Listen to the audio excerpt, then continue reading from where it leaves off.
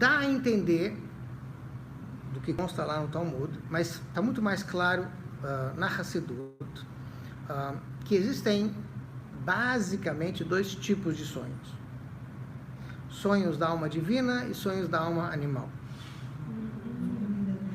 E isso é difícil, às vezes, nós mesmos conseguir entender ou saber se esse sonho veio da alma divina ou alma animal.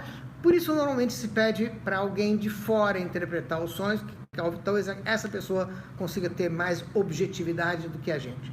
Enfim, tá bom. O que significaria sonhos da alma animal?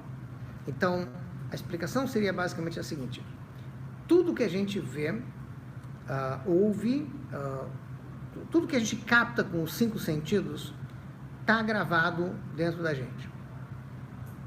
Sensações, enfim, ideias, sentimentos, tudo isso está gravado.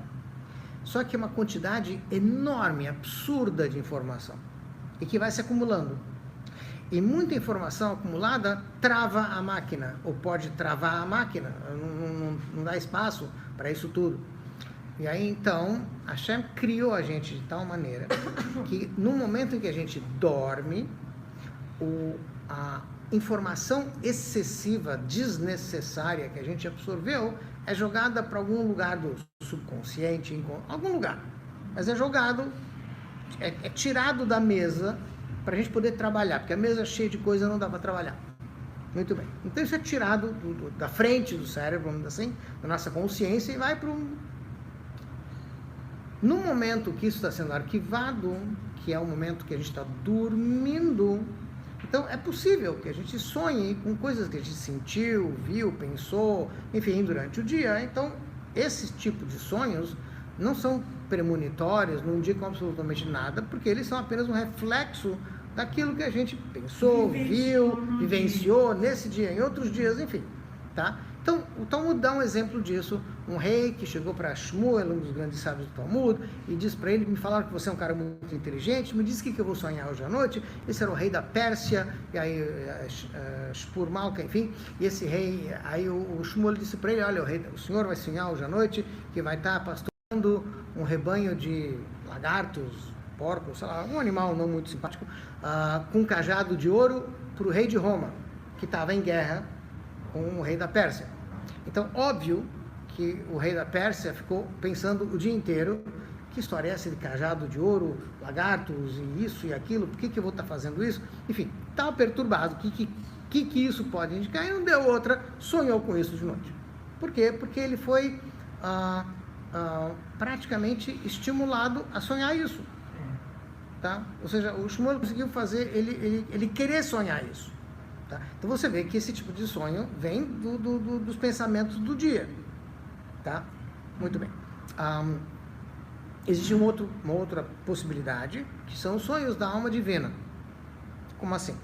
A alma animal, ela está ligada com o funcionamento do corpo. Então, quando a gente dorme, a alma animal não vai embora.